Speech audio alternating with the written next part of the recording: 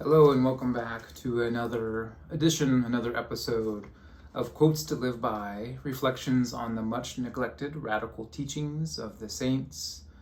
Thus far, we have examined some of the short sayings of Thomas Aquinas, several of them. We've also kind of delved a bit into Saint Benedict, the rule of Saint Benedict. We need to go further into that one at some point. I keep getting bogged down by Aquinas.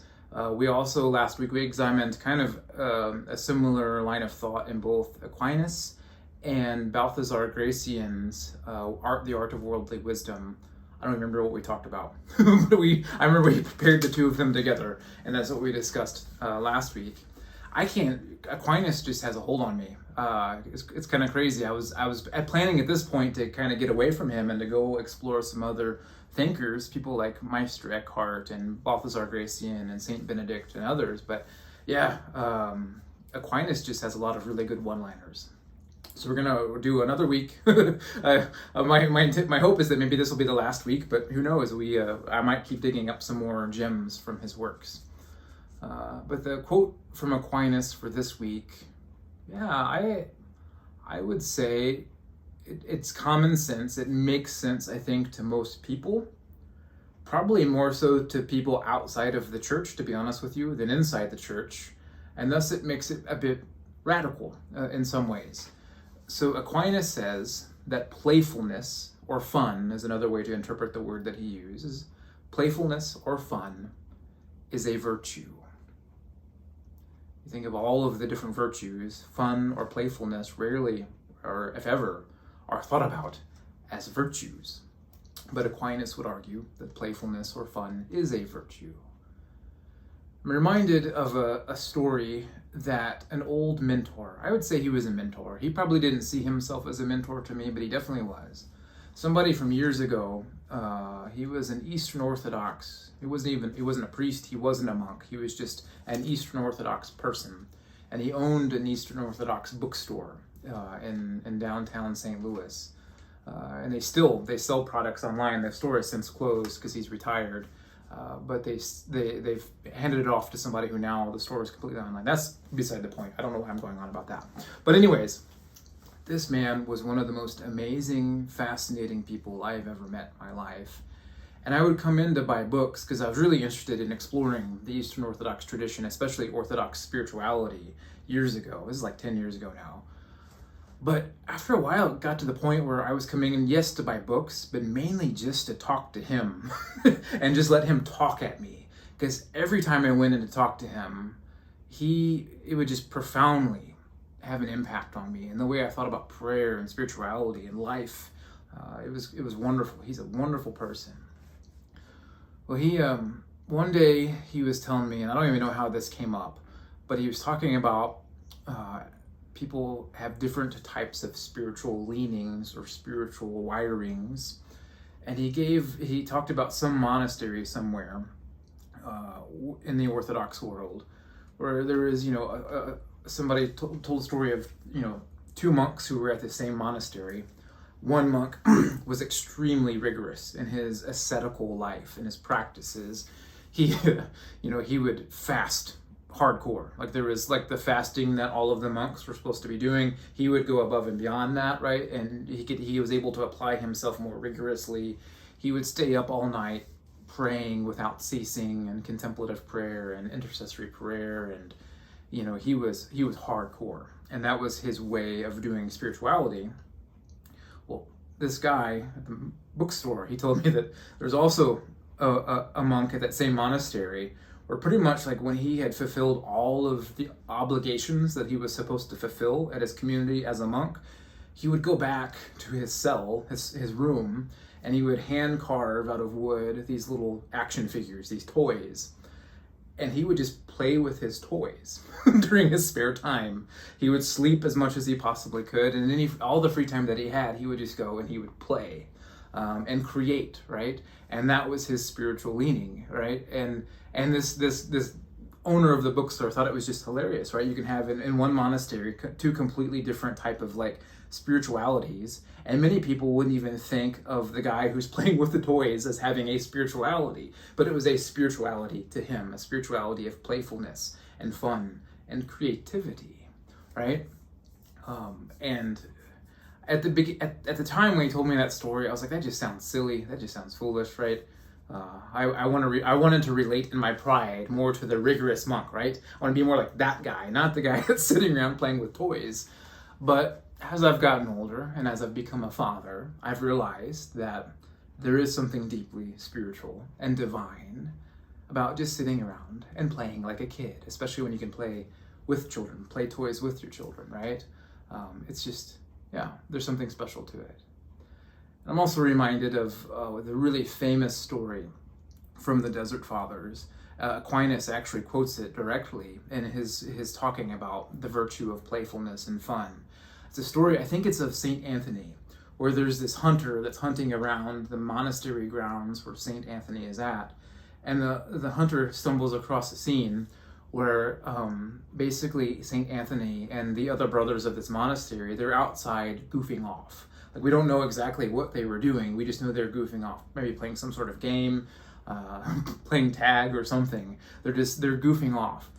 And the hunter is really offended at the sight. Like, these people are monks. They're dedicated to the quiet, serene, peaceful, solemn type of life, right? They shouldn't be out here playing around. And he comes up to actually confront Anthony, who is the abbot and the leader of this monastery. And Anthony tells him to take an arrow out and shoot it with his bow. And he does it, and he asks the hunter, to shoot another arrow. He does it again, and does it again, and he keeps saying, shoot, shoot, shoot. And basically, like, what would happen if you were to shoot your bow indefinitely? You just keep shooting and shooting and shooting. The hunter says, well, my bow will break. I don't want to keep shooting. It'll break my bow.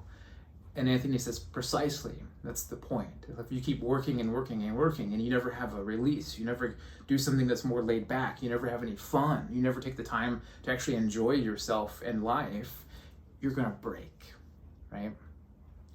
And it reminds me of another story from the Eastern Orthodox world, from a book I picked up from that bookstore in St. Louis.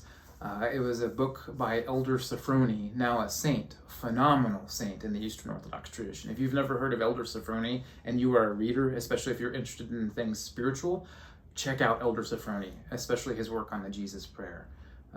But at one point, Elder Sophrony, he wrote on a couple of different occasions that he was a monk at Mount Athos, to give some backstory here. And he lived as a hermit in a cave for like 3 years. This guy was hardcore. But he talked about how it's the duty of the monk, really every Christian everywhere, to pray without ceasing, to pray with tears flowing down your face for the world, for your enemies, for all of the difficulties of life. Pray, pray, pray without ceasing, rigorously, day in and out. But when it becomes too overbearing and you feel like you're being crushed, take a break and go have some tea.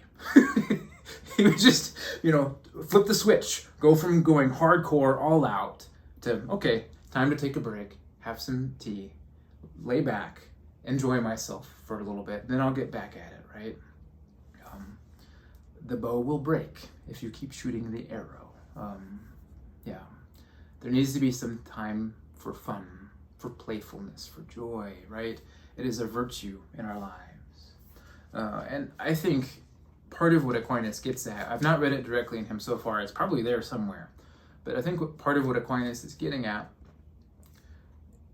is that whenever we allow ourselves to have fun, whenever we allow ourselves to be playful, we actually are acknowledging our limitations. It's a virtue of humility, right? If you're all serious, all work, all business, all of the time, there's something behind that drive that is full of pride, that is full of brokenness. There's something broken there. You're out to prove something to somebody, somewhere, right? And you're acting as if you're God. You can do everything and never need any rest, right? Even God himself needed a rest. If we take the Bible seriously, right? So, playfulness, fun, finding seasons where you could be more laid back, occasions where you could be more laid back, and to just, dial it back a bit, right? You're acknowledging your limitations as a human being. You're acknowledging your need for joy and all of this. It's a way of acknowledging our creatureliness. It's a way of acknowledging our finitude, right? In Aquinas, he actually does straightforwardly say that prophets, in modern times, you could probably change the word prophet for activist in many ways, but prophets, people who are engaged in making the world a more just place, they need desperately the virtue of playfulness, of fun. For one, it keeps them from taking themselves too seriously, right? And falling into pride and despair. So if you take yourself too seriously all the time and all you're doing is work, and driving yourself because there's some ideal up here that you're trying to attain, eventually you're going to realize that that ideal that you have set for yourself, it's not obtainable, and you're going to break and you're going to get burnt out, right? So the person who is engaged in prophetical, truth-seeking, justice-oriented, world-bettering work needs the virtue of playfulness perhaps more than anybody else to keep them from taking themselves too seriously. But also Aquinas actually mentions this too, coupled with that, it helps them from taking their work too seriously as well, right? That there's more to life than just this thing that you are working towards. And how will you ever make the world a better place if you're absolutely miserable the entire time that you're doing it and burnt out, right? So it's very important for those of us who are engaged in culture shaping and who are taking on a project of making the world a better place for us all to live in. We need the virtue of playfulness so that we don't take ourselves and our jobs too seriously. There's more to life than just the self, and there's more to life than just our jobs, our vocations, right? As important as these things are, it's not the end all, be all, right? And then, I just invite you to think about, where is playfulness, fun, lacking in your life? Where have you forgotten it? I think we come into this world hardwired for playfulness, for fun, for joy. Like, you don't have to teach a kid how to play, right? They know how to do that automatically. It's just innately wired within them.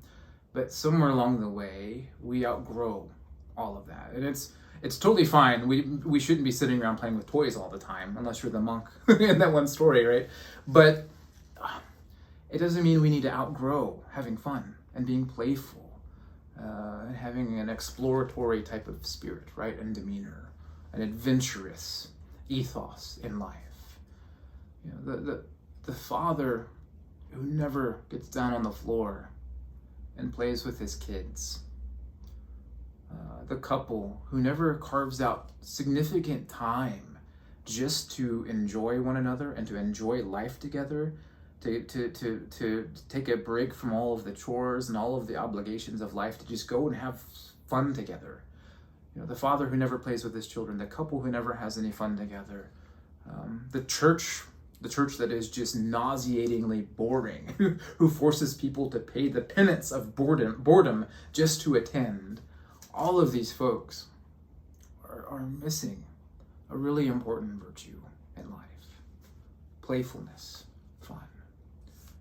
So how can you carve out more time for fun, for playfulness? How can you relearn it again if it's a virtue that you desperately need to relearn? I invite you to consider such things this week. Thank you for tuning in. God bless.